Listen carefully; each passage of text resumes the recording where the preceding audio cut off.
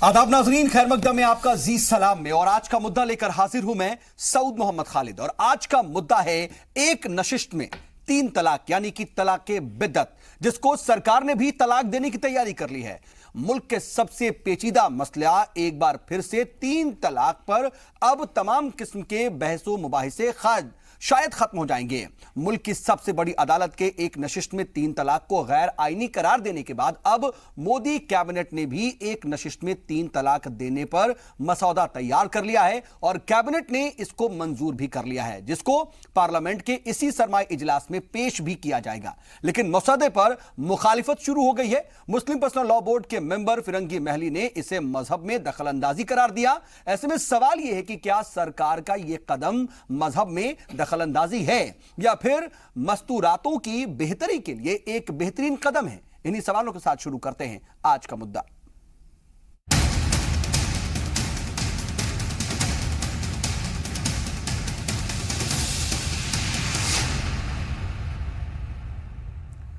तो supreme court के फैसले के बाद अब 3 तलाक पर सजा का मसौदा तैयार हो चुका है। मोदी कैबिनेट ने इस मसौदे को मंजूर भी कर लिया है। एक नशिस्त में 3 तलाक देने पर बिल भी तैयार कर लिया है और इस बिल को पार्लियामेंट के इसी सरमाई इजलास में पेश किया जाएगा। लेकिन इस पूरी सरगर्मी पर इस कानून के बनने से पहले ही इस पर मुखालिफत भी शुरू हो गई है। एक खुसूसी रिपोर्ट आपको इस पर दिखाते हैं, उसके बाद इसी पर होगी बातचीत की शुरुआत और स्टूडियो में जुड़ागा हमारे साथ इस पर बातचीत के लिए खास पैनल।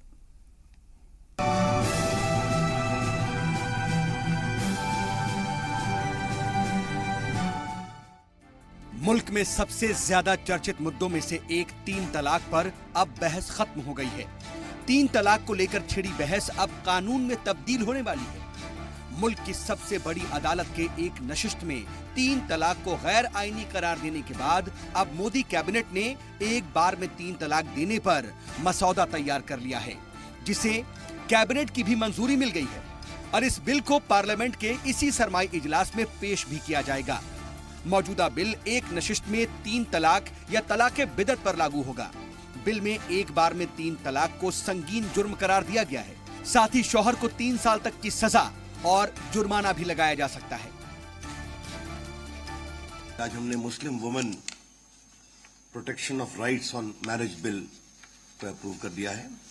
आज हमने Muslim women protection of rights on marriage bill को अप्रूव कर दिया है। सुप्रीम कोर्ट ने इस संबंध में कहा है कि ट्रिपल तलाक अनकॉन्स्टिट्यूशनल भी है, ट्रिपल तलाक जो है इनलीगल भी है। इनलीगल और अनकॉन्स्टिट्यूशनल के बाद ये बात आई कि भाई इसमें अगर है तो इसके लिए क्या कानून है। उस दिशा में सरकार ने तमाम तरह के उसमें प्रयास किए हैं। देखते हैं कि हाउस में क्या होता है।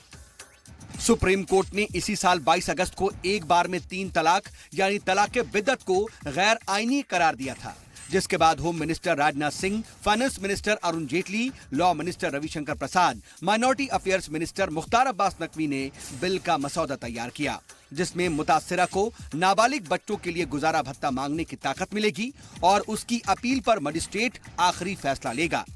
मुस्लिम पर्सनल लॉ बोर्ड के मेंबर खालिद रशीद फिरंगी महली ने इसे मजहब में दखलंदाजी बताया है। सरकार लोकसभा में 3 तलाक पे बिल लाने की बात कह रही है, वो हम ये समझते हैं कि वो उसकी कोई भी ज़रूरत नहीं है और अगर वो ऐसा करती है तो ये मुस्लिम पर्सनल लॉ में एक डायरेक्ट इंटरफेरेंस और मजहबी मामलात में दखलंदाजी मानी जाएगी। क्या कॉन्स्टिट्यूशन हुकूमतों को इस बात का इख्तियार देती है कि वो मजहबी मामलात में कानून बनाएं?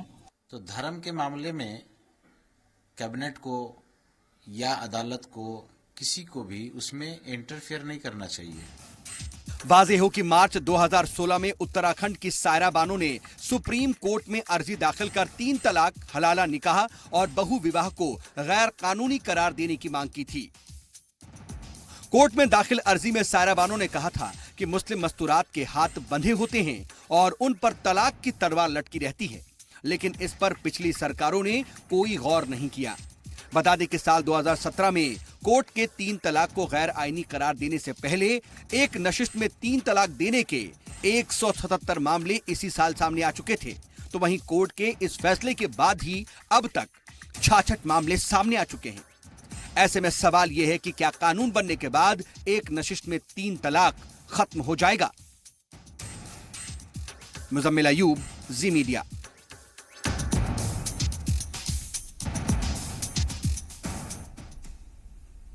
जी हां, अब हिंदुस्तान में भी 3 तलाक पर कानून को लेकर के तैयारियां तेज हो गई हैं और पार्लियामेंट में भी इसको पेश करने के लिए एक तरीके से हिकमत अमली पर कदम बढ़ाया जा चुका है और कैबिनेट से इसको मंजूरी भी मिल गई है।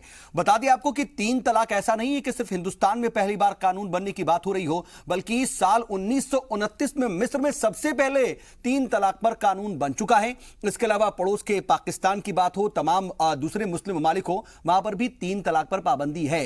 लेकिन हिंदुस्तान में इसको लेकर के क्यों आखिर जंग है और जो मसौदा तैयार किया गया वो कितना पुख्ता है, क्योंकि बात दरअसल खवातीन के हुकूक की हो रही है। तो क्या जो ये मसौदा तैयार हो रहा है और जो कानून बनने की राह में अब आगे बढ़ रहा है वो खवातीन को बाख्तियार बनाएगा, क्या उन्हें खुद कफील बनाएगा और क्या उन्हें आने वाले वक्त में किसी भी तरह की परेशानी से निजात दिलाएगा?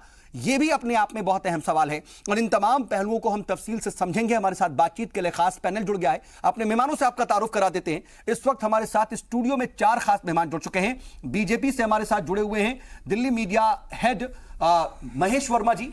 इसके अलावा हमारे साथ सियासी तज्जियाकार हैं डॉक्टर ख्वाजा इफ्तिकार अहमद साहब और all India Muslim personal law board के रुकन मुफ्ती एजाज अरशद कासमी साहब मौजूद हैं और सोशल एक्टिविस्ट हैं हमारे साथ शबनम सिद्दीकी साहिबा।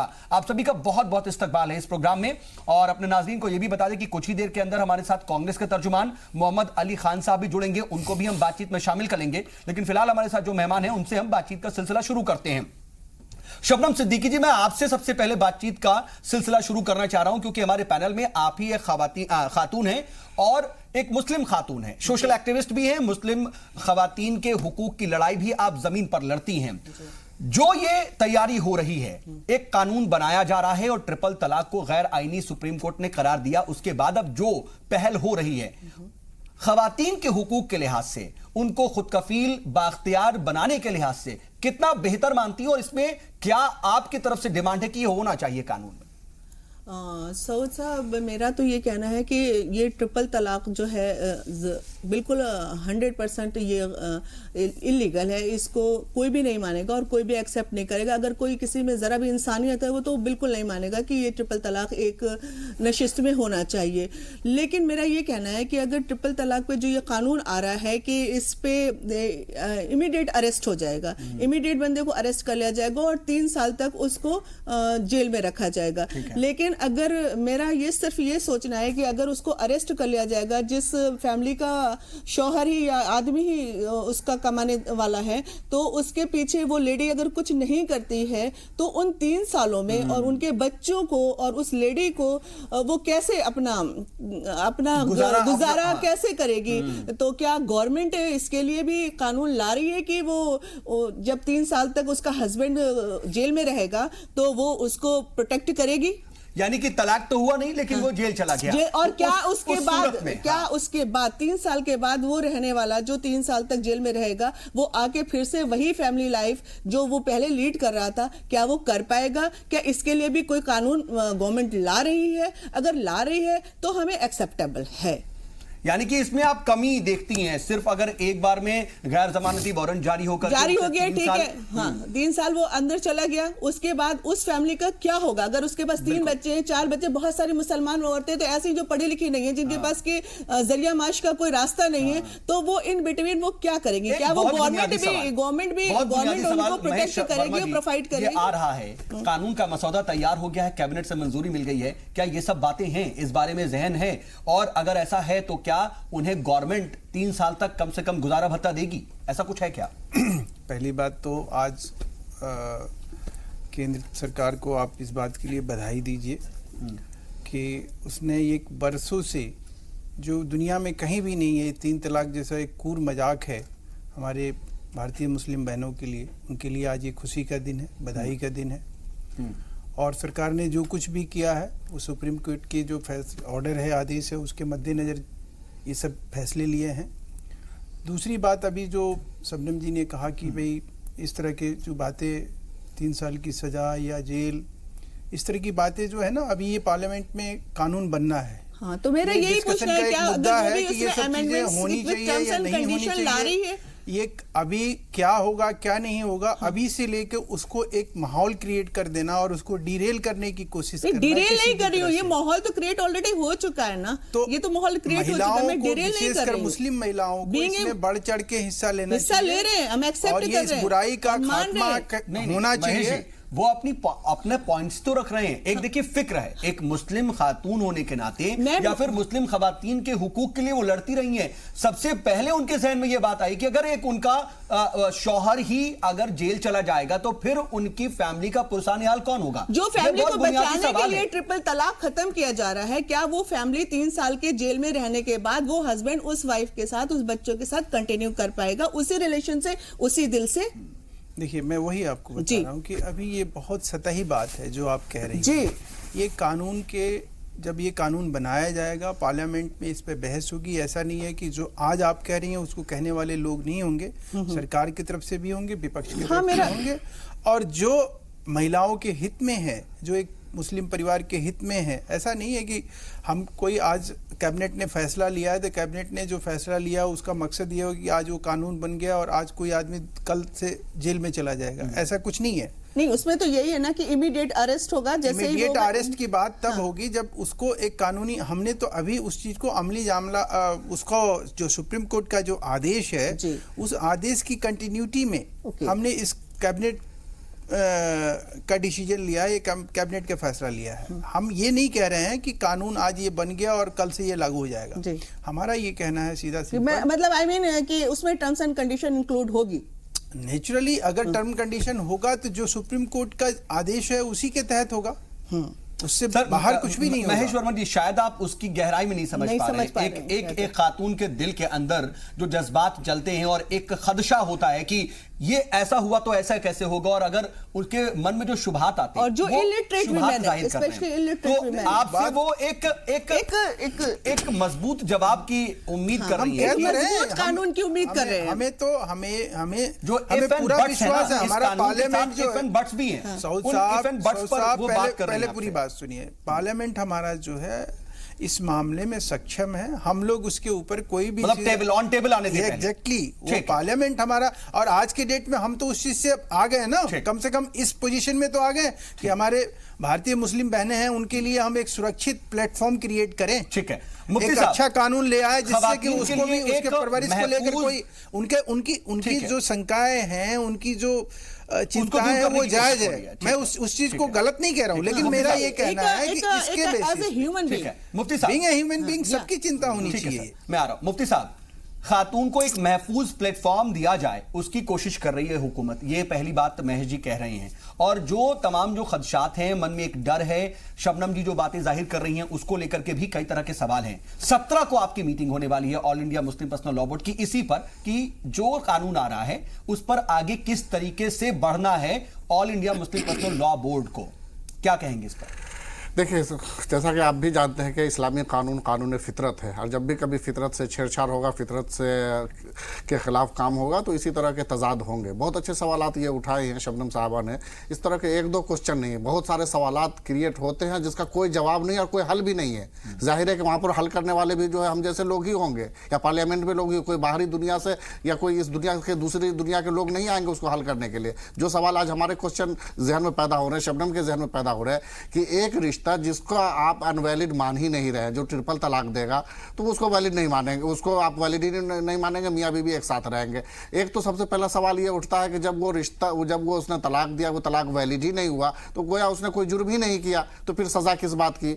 दूसरी बात यह कि उसको अनवैलिड न मानकर, उसको जो है वैलिड न मान करके मियाँ बीवी एक साथ रहेंगे। अब बीवी जो है वो शौहर के खिलाफ कोर्ट में जाएगी, 10 साल 5 साल में पता नहीं वो फैसले सुनाएगा कोर्ट कि ये इसने ट्रिपल तलाक दिया है, इसको सजा होनी चाहिए। अब सजा 10 साल 5 साल के बाद आ गए, इस दरमियान दोनों के रिश्ते का क्या होगा? फिर वो कोर्ट में जाए, वो जेल में रहेंगे तो बच्चों का क्या होगा? जेल से वापस आएंगे तो क्या दोनों के रिश्ते फिर खुशगवार रहेंगे?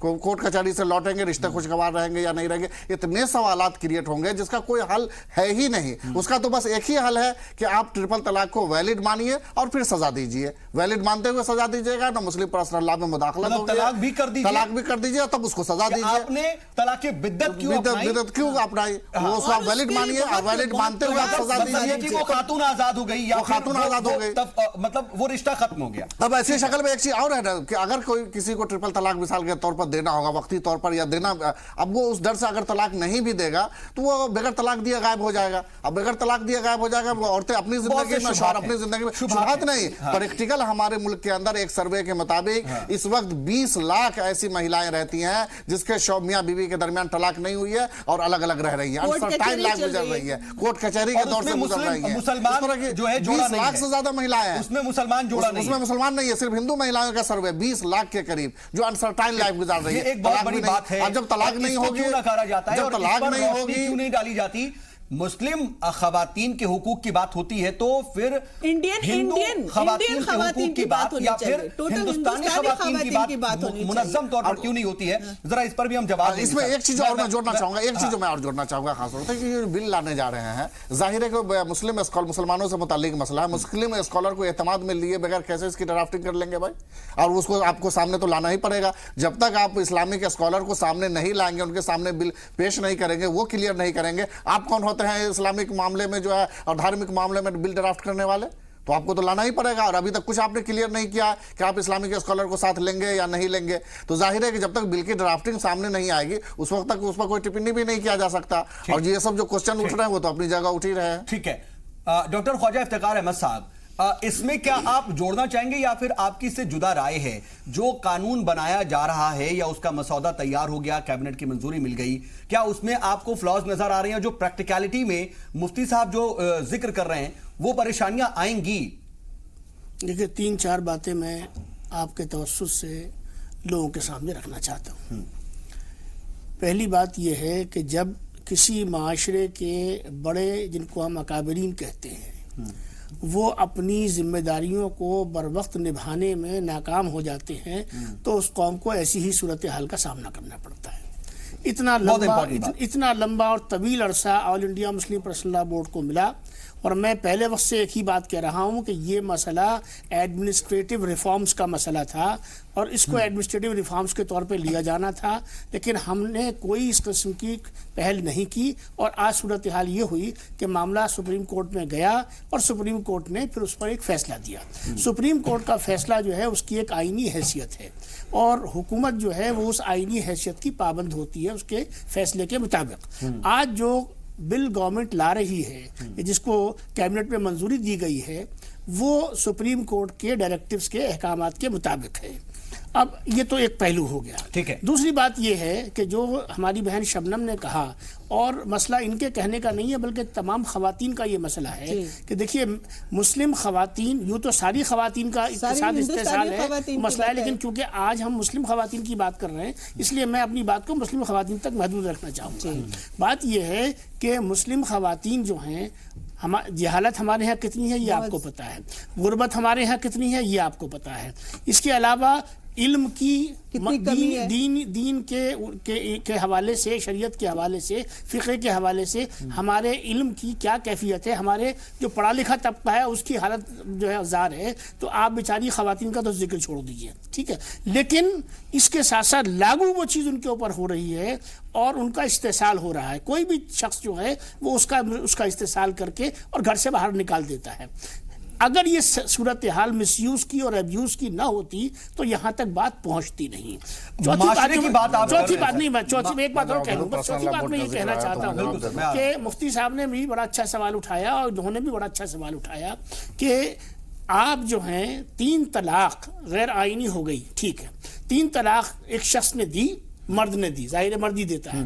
3 तलाक देने के बाद में मर्द जो है वो जो आने वाला कानून है उस कानून के तहत मुजरिम करार पा गया, मुल्जिम नहीं करार पा रहा, वो मुजरिम करार पा रहा है। लिहाजा मुजरिम करार पाने की हैसियत से उसको एक सजा उसके लिए मुकर्रर कर दी गई कि भाई आपको जो है 3 साल के लिए जेल में बंद कर दिया जाएगा। लेकिन तलाक सुनिए, हाँ, तो ये तो बात चली उस शख्स को जिसने आइन की और बिल की खिलाफ वर्जी की, आपने उसको सजा दे दी।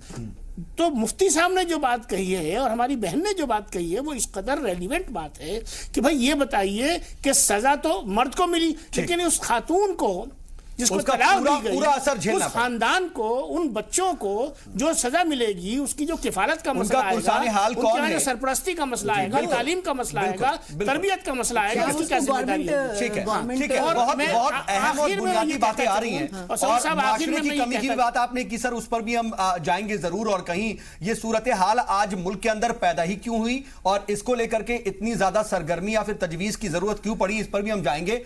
लेकिन हमारे साथ अब कांग्रेस के तर्जुमान मोहम्मद अली खान साहब भी जुड़ चुके हैं। खान साहब, आपका भी बहुत बहुत इस्तकबाल है। जो सरगर्मी आप देख रहे हैं, 3 तलाक एक नशिस्त में देने पर अब कानून लाने की तैयारी है, कैबिनेट की मंजूरी मसौदे को मिल चुकी है। आप क्या इसको एक बेहतर कदम के तौर पर देखते हैं मुस्लिम खवातीन के बाख्तियार होने की सूरत में या फिर उनके खुद कफील होने की सूरत में? जी देखिए, अगर कानूनी हैसियत से आप देखें तो जजमेंट जो आया था बहुत ही बेहतरीन जजमेंट है, क्योंकि ख़ासतौर से अगर आप जस्टिस नारिमन या जस्टिस कुरियन जोसेफ के फैसले पढ़ें और जिस फैसले पे उन्होंने पहले रिलाई किया, शमी मारा का जो 2002 का फैसला था, उन्होंने सारी हदीस और कुरान शरीफ में से रेलिवेंट वर्सेस आयतें निकाली हैं और वो हदीसें सही बुखारी और मुस्लिम की उन्होंने निकाली हैं जिन पे आप कोई डाउट नहीं कर सकते। तो जो जजमेंट है वो यहाँ तक आके रुक जाता है कि ट्रिपल तलाक ख़त्म हो चुका है और गैर कानूनी है। मगर अभी एक जरिया चाहिए उन लोगों को जो अपनी शादियों में नाखुश हैं किसी भी वजह से, कि उन्हें तलाक कैसे लिया जाए। देखिए, जहाँ तक ईसाइयों और हमारे हिंदू भाई बहनों का कानून है वो बड़ा वेल कोडिफाइड है। Hindu code bill, Hindu undivided family act, Hindu marriage act 1953, Hindu succession act. अब मुसलमानों के पास 8 कानून हैं इस वक्त। इस नए कानून की जरूरत है क्योंकि एक रास्ता दिखाना जरूरी है। फिर से वकील होने की हैसियत से बोलूंगा, मेरे पास पिछले 2-3 महीने में कई ऐसे लोग आए हैं जो पूछते हैं, जनाब अब अगर तलाक लेना है तो जरिया क्या है? अब हमें भी हैरानगी होती है क्योंकि देखिए, अगर हम किसी के पास जाते हैं जो हनफी सोच से ताल्लुक़ रखते हैं या शाफी सोच से ताल्लुक़ रखते हैं या हमली सोच से ताल्लुक़ रखते हैं, सब अलग अलग तर्जुमे देते हैं। तो ये एक सचमुच एक सेंस ऑफ कंफ्यूजन पैदा होता है, इसकी पेचीदगी बढ़ जाती है। जी, पेचीदगी बढ़ जाती है। अगर ये कानून लाए, मेरी उनसे गुजारिश होगी कि उसके एक चीज में ट्रिपल तलाक के मुतालिक बैन है या तलाक के तमाम सिस्टम पर आप बात कर रहे हैं? तलाक का तमाम सिस्टम बैन हो गया? नहीं, तो देखिए हैरानगी की बात क्या है मौलवी साहब, देखिए एक आप ऐसे कह रहे हैं कि तलाक का कोई रास्ता ही नहीं है, ऐसा बता रहे हैं जैसे बता रहे वही तो कंफ्यूजन हो गया। आज मुझे बताइए, जगह जगह स्टेट पर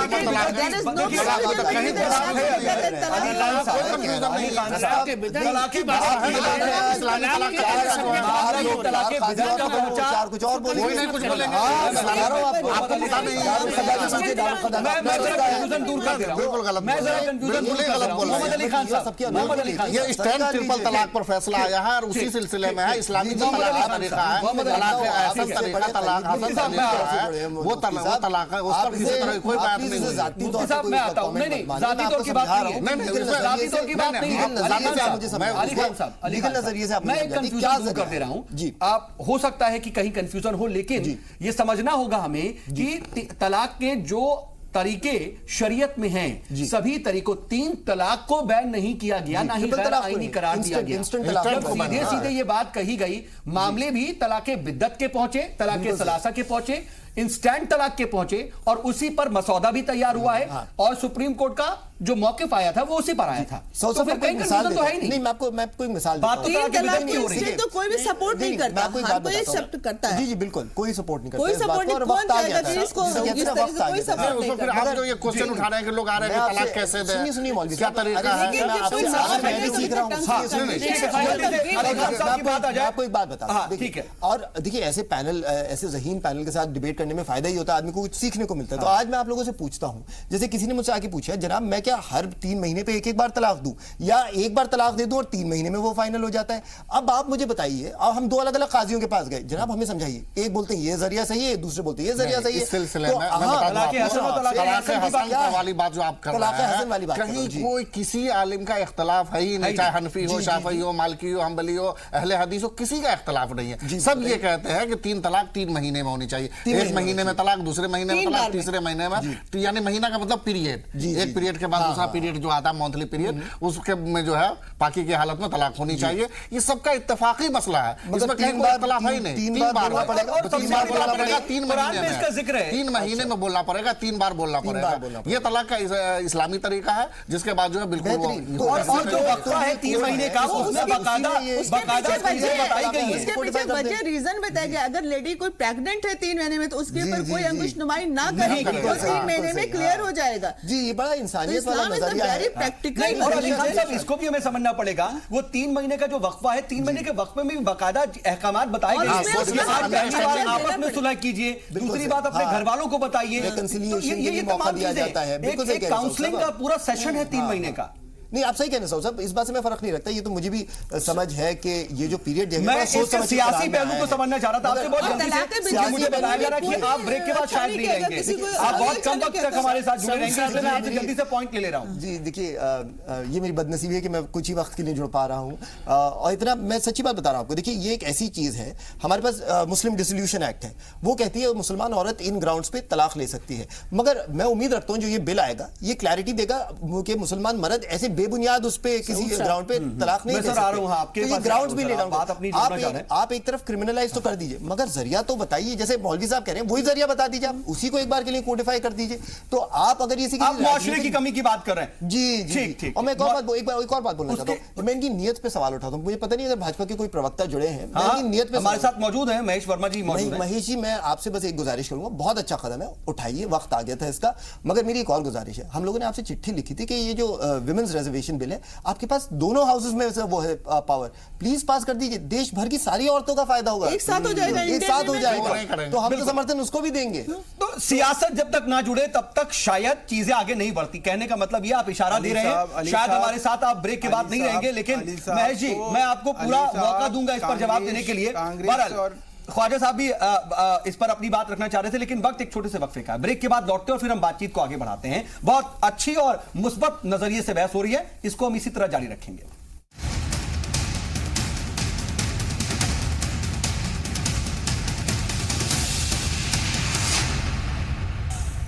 तो बात एक नशिश में 3 तलाक यानी कि तलाक विदत या फिर तलाक सलासा की हो रही है, जिस पर मसौदा तैयार हो चुका है और कैबिनेट की मंजूरी भी इसको मिल चुकी है। अब पार्लियामेंट के सरमाई इजलास में इस बिल को ऑन टेबल भी रखा जाएगा। देखना होगा कि क्या इसी सरमाई इजलास में यह पास होगा। अगर पास हो जाता है और सदर जमहूरिया की दस्तखत हो जाती है तो यह कानून की भी शक्ल अख्तियार कर लेगा। लेकिन क्या इस मसौदे में हर तरह का ख्याल रखा गया है? क्या शरीयत का भी ख्याल रखा गया है? जो खवातीन के अंदर के शुबहात हैं उसका भी ख्याल रखा जाएगा? ये तमाम अहम पॉइंट्स हैं जो इस वक्त कम से कम इस बातचीत में निकल करके सामने आ रहे हैं और इस पर हम मजीद बातचीत करेंगे। और मुफ्ती साहब, आप ख्वाजा साहब की बात पर जवाब देना चाह रहे थे, लेकिन मैं ये भी इसमें जरा जोड़ना चाह रहा हूं कि जो तमाम तरह के खदशात हैं, जो तमाम जो पॉइंट्स हैं, उन्होंने ये बात जरूर कही कि मुआशरे की कमी, मुस्लिम पर्सनल लॉ बोर्ड एक ऐसा इदारा है जो एक तरीके से अपनी जिम्मेदारी रखता है कि ट्रिपल तलाक जैसी बुराई नहीं होती, कम से कम ये बुराई की शक्ल नहीं अख्तियार करती, जिसको कहते हैं ना मिसयूज करना। एक ताकत अगर शरीयत ने दी, एक जरिया दिया, तो उसको मिसयूज नहीं करना चाहिए था। वो क्या अपनी जिम्मेदारी सही से निभा पाए? देखिए, पहले ही दिन से जो है सारी जिम्मेदारी मुस्लिम पर्सनल लॉ बोर्ड पर डाली जा रही है और सारा इल्जाम उसी के ऊपर लगाया जाता रहा है। सच्चाई इसके उससे बिल्कुल ही अलग है। जिस दिन से मुस्लिम पर्सनल लॉ बोर्ड का क़याम अमल में आया है, उसके अगले ही दिन से वहाँ इस्लाह मुआशरा का एक शोबा कायम है और वो इतना मुतहरिक शोबा है कि कोई ऐसा दिन नहीं होगा जिस दिन जो है उसका कोई ना कोई इजलास देश के किसी कोने में न होता हो इस्लाह मुआशरा के नाम से। मुल्क की कोई भी ऐसी इलाकाई जबान नहीं होगी जिस जबान में इसके लिटरेचर न छपे हों। और खास तौर से ये तलाक सलासा को लेकर के, एक मजलिस की 3 तलाक की बुराइयों को लेकर के, इतना ही नहीं, ये इशू नहीं था, प्लीज, ये इशू नहीं था, ये तो इशू बनाया गया है, घिसेटा गया है। और जाहिर है कि आप बनाया है सियासी लोगों ने बनाया, सियासी लोगों ने बनाया सियासत करने के लिए। देखिए 3 तलाक गलत है, हम भी मानते हैं। वो एक बहन बेटी, अगर हमारे घर की बहन बेटी तो यशोदा बहन भी है, वो अलग नहीं, यशोदा बहन की बात मत करिए, हमारे घर की नहीं तो वो हमारे देश की नहीं है, वो हमारे देश की नहीं है। सुनिए ना, मैं वही बात जहां की बात कर रहे हैं, समझ रहा हूं। नहीं, ट्रिपल तलाक मैं भी गलत कहता हूं। आप लोग क्या सुप्रीम कोर्ट को नहीं मानते? आप लोग क्या सुप्रीम कोर्ट को नहीं मानते? बात पूरी कर लूं, वो दूसरी बात लेकिन अगर जैसे कानून की बात आई, आप सियासी आदमी यहाँ पर बैठे ही हुए हैं। जिस दिन 22 अगस्त को फैसला आया था उसी के अगले दिन आपकी सरकार ने बाकायदा हाथ खड़े कर दिए थे कि हम कानून नहीं बनाएंगे। क्या बात कर रहे हैं आप? कैसी बात कर रहे हैं आप देख लीजिए और रिकॉर्ड निकाल करके। छोड़िए, सरकार ने साफ कह दिया था कि हम कानून नहीं बनाएंगे। सुनिए, और अब अचानक क्या हो गया कि कानून काम क्या है? सुनिए, आप उसके बाद कांग्रेस हमारा कोई नहीं लेना देना। मैं इसमें क्लियर कर दूं, मुफ्ती साहब ने बात सही कही है। मुफ्ती साहब ने नहीं, महेश जी, मैं बात आपकी पूरी मुकम्मल करने, लेकिन ये क्लैरिफिकेशन भी जरूरी है।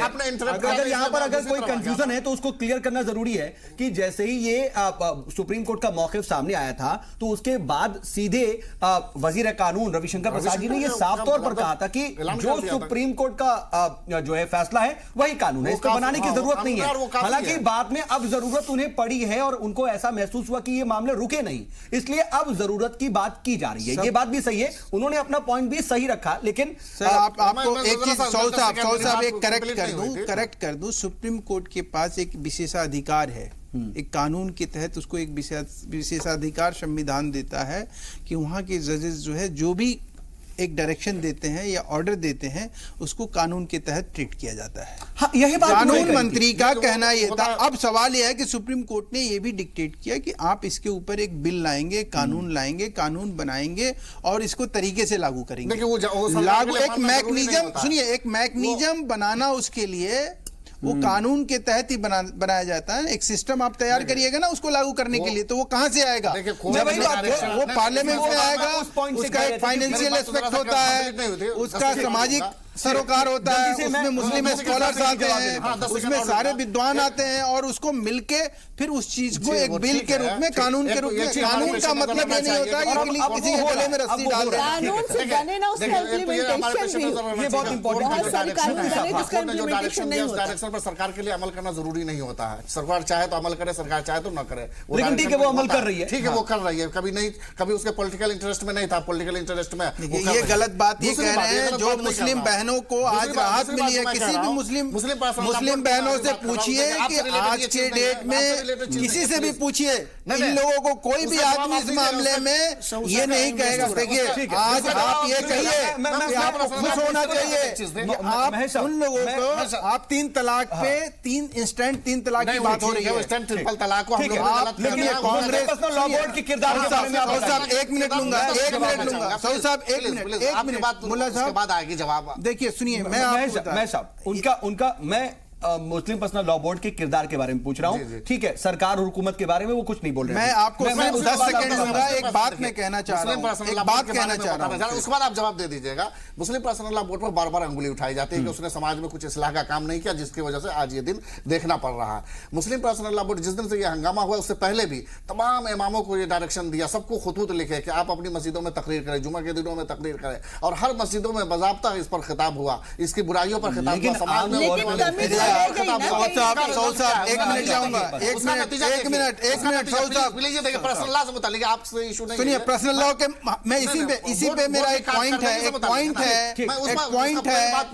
मैं आपका पॉइंट ले रहा हूं जल्दी से। उसमें ये कहा कि ये पर्सनल लॉ बोर्ड की कारकर्दगी अल्हम्दुलिल्लाह इतनी मुअस्सिर है और रही है इसका मुआशरा का शोबा कि टाइम्स ऑफ इंडिया की एक सर्वे रिपोर्ट आई जिसके अंदर ये क्लियर लिखा हुआ है कि इस देश के अंदर एक तो तलाक का रेशियो मुसलमानों में सबसे कम है, दूसरे जो भी तलाक का रेशियो है उसमें जो है 35% के आसपास जो तलाक का रेशियो है वो इस्लामी तरीके से है, 25 के आसपास जो है वो खुला के जरिए से जो औरतें खुद लेती है, और जो ये इंस्टेंट ट्रिपल तलाक का रेशियो है वो 0.3 है।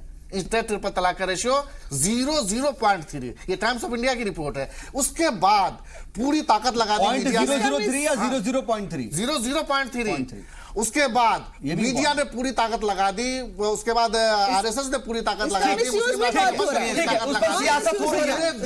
मुस्लिम महिला डिवोर्सी या विक्टिम इंस्टेंट ट्रिपल तलाक की विक्टिम महिला को तलाश करने में ये लोग नाकाम रहे। मुश्किल से 8 से 10 वो महिलाएं निकाल के ला सके जिसका कभी 10 साल पहले डिवोर्स हुआ होगा, कभी 20 साल पहले डिवोर्स हुआ होगा, ऐसी महिलाओं को ये सामने ला सके। अब मैं उस आना चाह रहा हूं कि वो महिलाएं जिनको टीवी चैनलों पर आप ला करके दिखा रहे थे रोती बिलखती हुई क्या ये फैसला आने के बाद या बिल लाने के बाद उन महिलाओं के आंसू आपने पूछे? क्या उनको इंसाफ मिल चुका? जिन लोग सारा बानो तो केस लड़ती रही, चली गई, वो अपने घर रह रही है, सारा बानो का खर्चा अब कौन उठा रहा है, कौन देख रहा है उसको, उसके साथ क्या परेशानियां हुई? ये बात शबनम बीबी ने भी कुछ इसी तरह की बात रखी थी। मैं चाहूंगा आप रिएक्ट करते जल्दी से।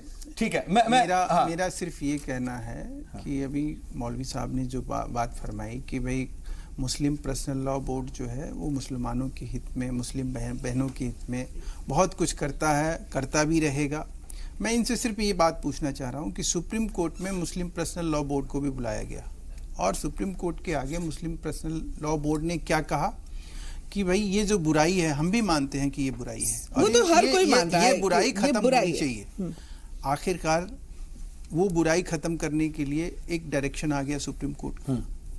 मुस्लिम पर्सनल लॉ के बोर्ड के जो लोग हैं, ऐसे लोग जो कि आज की डेट में कांग्रेस या कोई भी सियासी पार्टी इसको लेकर कोई कंफ्यूजन क्रिएट ना करे। अभी जैसे थोड़ी देर पहले वो अली साहब जो है ऐसे कंफ्यूजन क्रिएट कर दिए कि सुप्रीम कोर्ट जो है तलाक पे पता नहीं क्या ऐसा ऑर्डर पास किया है और केंद्र सरकार, मोदी गवर्नमेंट जो है, भाजपा गवर्नमेंट जो है मुसलमानों के खिलाफ पता नहीं क्या वॉन्डर करने वाली है।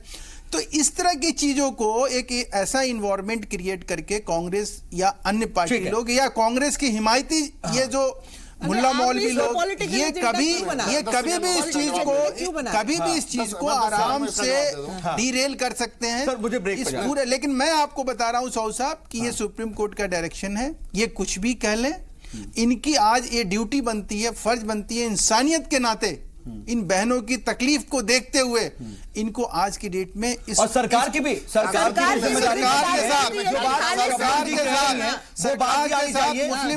जो ख्वाजा इफ्तिखार साहब कह रहे हैं वो बात भी आनी चाहिए। जो सुप्रीम कोर्ट में जाके मुस्लिम पर्सनल लॉ बोर्ड ने अपनी बातें कही वो सरकार के आगे भी आगे कहे और जो चीजें आज इनको काउंसलिंग करना चाहिए, माहौल बनाना चाहिए कि ये किसी तरह से इंप्लीमेंट कराया जाए, क्यों नहीं बुलाएगा? मैं आता हूं, जब वो वक्त आएगा, टाइम आएगा, आपको जरूरी थोड़ी है आपके पास आप ही को बुलाया जाए। जो स्कॉलर है, जो समझदार है, ब्रेक से लौटते और इस बातचीत को हम आगे बढ़ाएंगे इस छोटे से ब्रेक के बाद। आपके अलावा सबको बुलाया।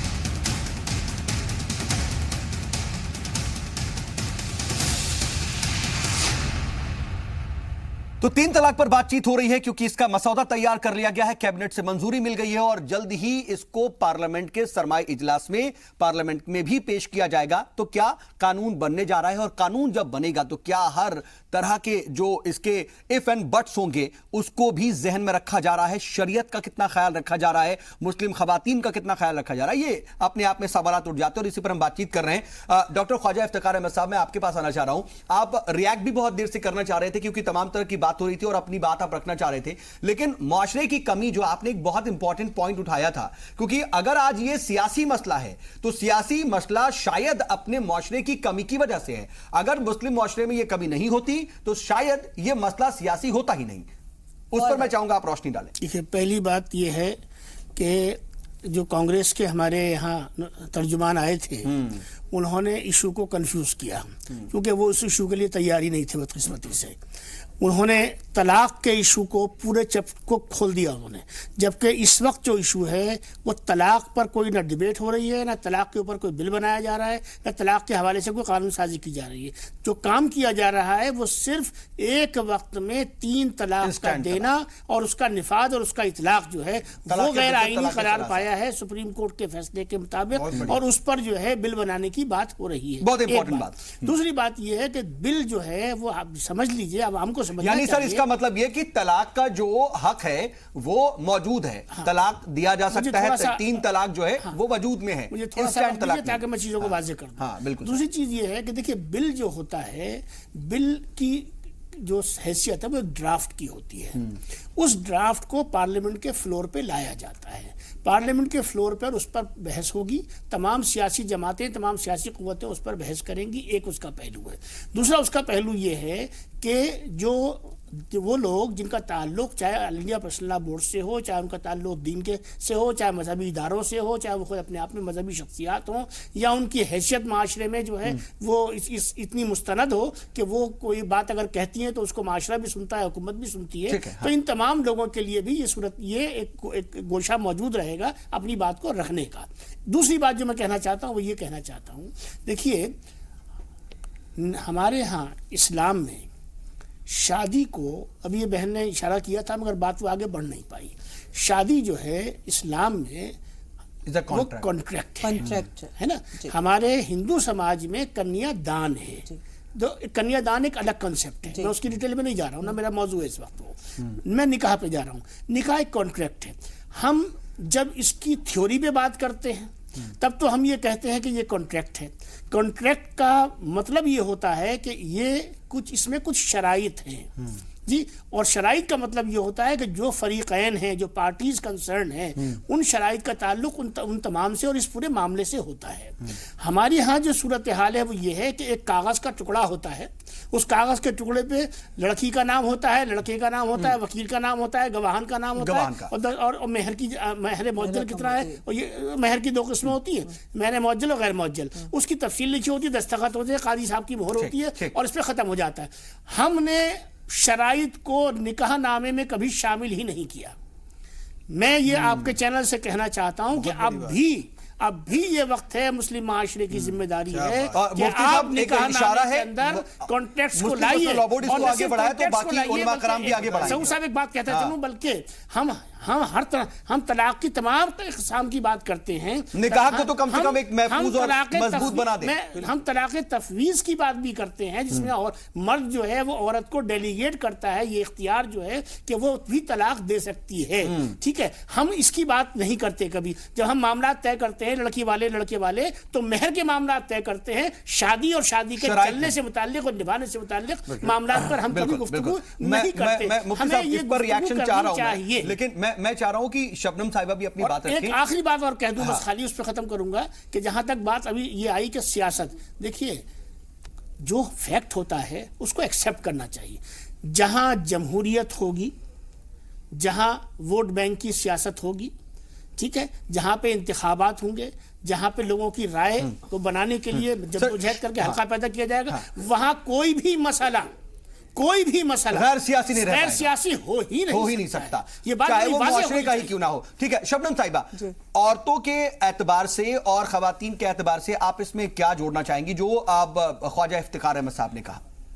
मैं ख्वाजा इफ्तिखार साहब ने कहा कि जो निकाह नामा हो उसमें कुछ टर्म्स एंड कंडीशन, जो शरायत हो वो होनी चाहिए। हाँ, क्यों नहीं होनी चाहिए, बिल्कुल होनी चाहिए। जब मेंस को राइट होता है कि वो कुछ भी कर सके, तो लेडीज को भी राइट होना चाहिए कि वो दोनों के लिए, वो शरायत तो दोनों के लिए एक रिश्ते को निभाने के लिए। जब ये कॉन्ट्रैक्ट है तो दो पार्टी के, कॉन्ट्रैक्ट मींस दो पार्टी होती है, तो उसमें पॉइंट्स क्यों नहीं है, वो पॉइंट्स होने चाहिए। और ये ट्रिपल तलाक को तो कोई भी एक्सेप्ट नहीं करता। जो बुराई है तो बुराई है, चाहे वो सती प्रथा हो, चाहे वो ट्रिपल तलाक हो, व्हाटएवर। तो ये लेकिन जो आपका मौकिफ था, लेकिन जो बात है कि वो जो हमारी जो गवर्नमेंट है वो लेडीज के लिए अभी तक जो जितने तलाक के मामले आए हैं, जो मसौदा तैयार हो रहा है, मैं ये जानना चाह रहा हूं कि मसौदा तैयार हो रहा है, अपने से ही वो तैयार कर रहे हैं या फिर उसमें मुस्लिम उलमा है, शरीयत का ख्याल है कि नहीं है, मुस्लिम स्कॉलर है कि नहीं है, इससे आपको भी कोई मतलब है या नहीं है? नहीं, मतलब है, क्यों नहीं है कि मुस्लिम उलमा, शरीयत आप चाहते हैं कि शरीयत का ख्याल रखा जाए उस कानून में? शरीयत का ख्याल रखा जाए, इस्लाम का ख्याल रखा जाए, और उसके बाद चीजें जो बुराई है वो खत्म कीजिए, जो उसमें अमेंडमेंट है, जो जरूरत है आपका इस पर जवाब आपका, और फिर मैं जिसे मैं फाइनल कमेंट लूंगा।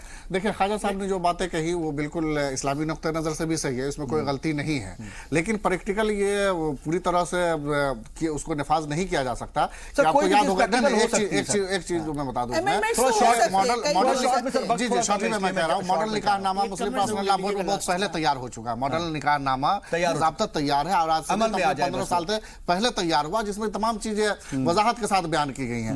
असल मसला समाज को एजुकेट करने का है, असल मसला लिटरेसी और जहालत है। अगर समाज मतलब सर इसका एक फायदा तो ये है ना कि आज हम ट्रिपल तलाक पर डिबेट कर रहे हैं, तो आज जो नौजवान तबका है वो कम से कम जानता है कि तलाक बिदअत क्या है, तलाक एहसन क्या है, तलाक हसन क्या है, वो बेदार भी हुआ इसका।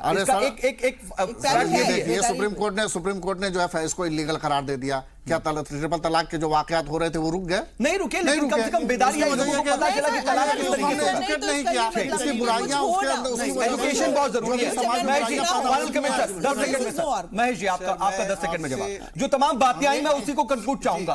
एक कमेंट में करना चाहता हूँ सर मैं कमेंट एक और ले लूं बहुत जल्दी से सर, 10 सेकंड। एक लाइन का कमेंट।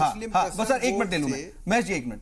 हाँ मैं सिर्फ ये कहना चाह रहा हूं कि देखिए इस वक्त मरकज में जो सरकार है, उस सरकार का जो बुनियादी मंत्र है वो है सबका साथ सबका विकास, उस पर आगे बढ़े। मैं बस ठीक है ना। और उसके हवाले से मैं नरेंद्र मोदी जी से, आपके चैनल के तवज्जुह से और इन लोगों को गवाह बनाते हुए ये कहना चाहता हूं कि देखिए आप मुस्लिम खवातीन के लिए कर रहे हैं, हिंदू खवातीन के लिए भी कीजिए। मैं इस्तेमाल करता हूं, ठीक, मैं मुबारकबाद देता हूं। नंबर 1। नंबर 2 ये कि women reservation bill, women reservation bill लाइए और विमेन रिजर्वेशन बिल के अंदर मैं माफी के साथ देखिए वक्त बिल्कुल नहीं बच रहा है। ठीक है, सबका साथ सबका विकास। ऑल इंडिया मुस्लिम बोर्ड जैसे इन्होंने अभी कहा सर कि इन्होंने कहा कि भाई वो जो निकाहनामा है उसमें वो अमेंड करना चाहिए और अमेंड करके ये लोग सरकार से रिक्वेस्ट करें कि भाई एक बिल ले आओ, मतलब खुद भी सामने आए। चलिए ये बहुत अच्छी बात है कि माशरा क्यों नहीं सामने आ रहा है। चलिए ठीक है, उस वक्त बात आई है सामने।